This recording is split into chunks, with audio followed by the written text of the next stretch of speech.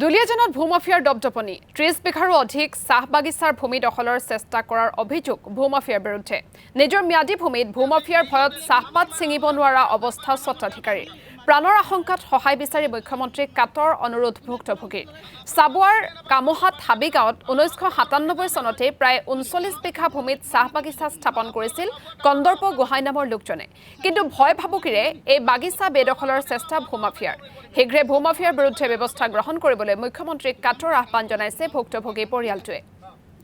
আৰু এই সন্দৰ্ভত আমাক সবিশেষ জনাব বিশ্বজিৎ ফুকনে দুলিয়াজান সমষ্টিৰ অন্তৰ্গত কামোহাট হাবিগাঁৱত এতিয়া এটা পৰিয়ালে ১৯৯৭ চনৰ পৰা প্ৰায় ৪০ বিঘা তেখেতলোকৰ চাহ বাগিচা আছিল আৰু এইখন চাহ বাগিচা মই এই মুহূৰ্তত দৰ্শকক দেখুৱাইছো কিন্তু বৰ্তমান সময়ত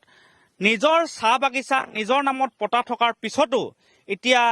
এটা দুষ্ট চক্ৰই আচলতে দিন ডকাইত বুলি ক'লে হয়তো বৰ বেছি কোৱা নহ'ব দিন ডকাইতে এতিয়া ইয়াত মালিককে খেদুৱাৰ দৰে এটা পৰিৱেশ সৃষ্টি হৈছে ইয়াত চাহ বাগিচাত পাত ছিঙিবলৈ দিয়া নাই নিজৰ মতে দিনৰ ভাগতেই পাত ছিঙি লৈ গৈছে আৰু এই মাটি যাৰ মালিক আচলতে মালিকৰ পৰা এতিয়া মাটি কাঢ়ি ল'বলৈ চেষ্টা কৰা দেখা পোৱা গৈছে আৰু এই ঘটনা সংঘটিত হৈছে দুলিয়াজান সমষ্টিৰ কামোহাট হাবিগাঁৱত আৰু আৰক্ষীৰ ওচৰলৈ গৈ এতিয়া একো আৰক্ষীৰ পৰা সহায় লাভ কৰা নাই এই পৰিয়ালটোৱে যাৰ ফলত এক হাহাকাৰ পৰিৱেশৰ সৃষ্টি হৈছে নিজৰ বাগিচাখনত পাত তুলিবলৈ এতিয়া আহিবলৈ এতিয়া শংকিত হ'বলগীয়া হৈছে ভয় কৰিবলগীয়া হৈছে এই পৰিয়ালটো মই প্ৰথমতে বাইদেউ আপোনাৰ ওচৰলৈ আহিছোঁ দেখিছোঁ এতিয়া আপোনালোকৰ এখন বাগান কিমান চনৰ পৰা আপোনালোকে বাগিচাখন আমি ১৯৯৭ চনৰ পৰা ৯৭ চনতে পুলি আৰম্ভ কৰিছোঁ পুলি লগাবলৈ তাৰ পাছৰ পৰা আমি এতিয়া যোৱা 10 মে'লৈকে আমি ইয়াত কাম কৰাই আছো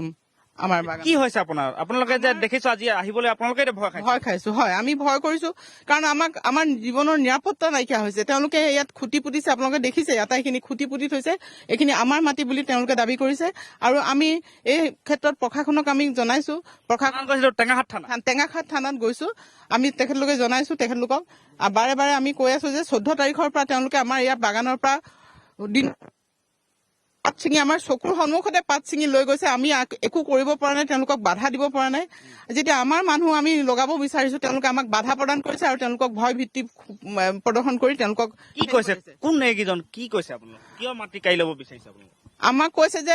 তেওঁলোকৰ মাটি তেওঁলোকৰ অধিকাৰ আমি আহিছো চাব টাউনৰ পৰা গতিকে তেওঁলোকৰ ঘৰৰ ওচৰৰ এই এৰিয়াটোত তেওঁলোকৰে অধিকাৰ হ'ব আৰু কোনো কাৰো অধিকাৰ নাই কোনো তেওঁলোকে আইন নেমানে কোনো পুলিচ প্ৰশাসনলৈ ভয় নকৰে পুলিচলৈ মাতিলেও নাযায় আমি SDC অফিচলৈও আমাৰ সেইদিনাখন যাবলৈ তেওঁলোকৰ পতা আছে আমাৰ অসমীয়াৰ এতিয়া নিৰাপত্তা নাই এতিয়া আমাক এয়ালে সোমাই আহিলে আমাক ৰাস্তাত ভেটি পেলাই আমাক তেওঁলোকে ভীতি প্ৰদৰ্শন কৰে যে আমাৰ মাটি তমাটি কেলে মানে কাঢ়ি ল'ব বিচাৰিছ আমি মানুহ লগাইছো তহঁতি কেলে খেদিব বিচাৰিছ এনেকুৱাকৈ আমাক ভয় ভীতি প্ৰদৰ্শন কৰি আছে কিন্তু আমি সাহস কৰি ইয়ালৈ আহিছো আমাৰ নিজৰ জীৱনৰ মায়া এৰি আমি কাৰণ এই বাগানখনৰ প্ৰতি আমাৰ বহুত মৰম আছে কাৰণ গোটেই আমাৰ জীৱনৰ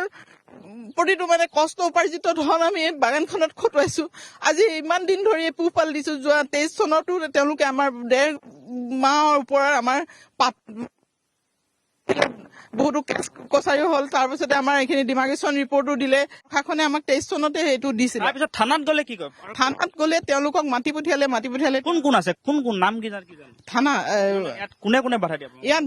বিশেষকৈ এজন আছে দীপাংকৰ চাওৰা তেওঁৰ নেতৃত্বত অৰ্জুন পাত্ৰ